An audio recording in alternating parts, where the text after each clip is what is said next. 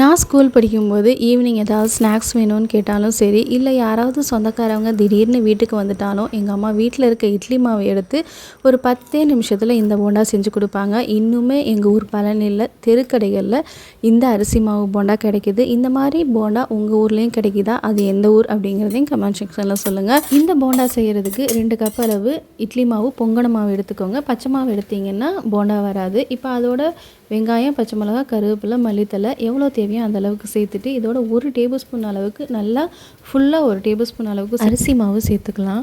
அதோட 1/4 டீஸ்பூன் பெருங்காயம், 1/4 டீஸ்பூன் நம்ம ஆப்ப சோடா சேர்த்துக்கோங்க. இப்போ இதில் நான் வந்து உப்பு சேர்த்துல, நான் இட்லி மாவுலேயே உப்பு சேர்த்துருக்கேன் அப்படிங்கிறனால நான் உப்பு சேர்த்துல.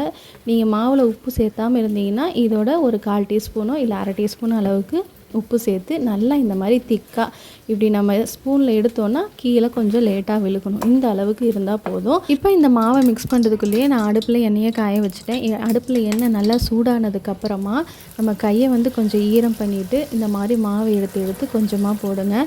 நல்லா எண்ணெய் வந்து காஞ்சதுக்கப்புறமா போடணும். அப்போ தான் வந்து நம்ம கீழே போட்ட உடனே மேலே பார்த்திங்கன்னா தானாக இந்த மாதிரி உருண்டு எலும்பி பெருசாகி வரும்.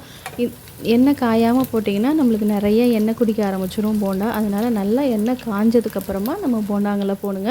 அதே மாதிரி ஃப்ளேம் வந்து பார்த்திங்கன்னா மீடியமை விட கொஞ்சம் ஹையாக வச்சுக்கோங்க. ரொம்ப ஹையில் வச்சிடக்கூடாது. மீடியமை விட கொஞ்சம் ஹையாக வச்சிங்கன்னா 5 நிமிஷத்தில் 2 பக்கமும் திருப்பி போட்டு எடுத்திங்கன்னா சூப்பராக அருமையாக மேலே நல்லா கோல்டன் ப்ரௌனில் கிறிஸ்பியாகவும் உள்ளே நல்லா சாஃப்டாகவும் இருக்கும். இது டீயோட சாப்பிட்றதுக்கு செமையாக இருக்கும்.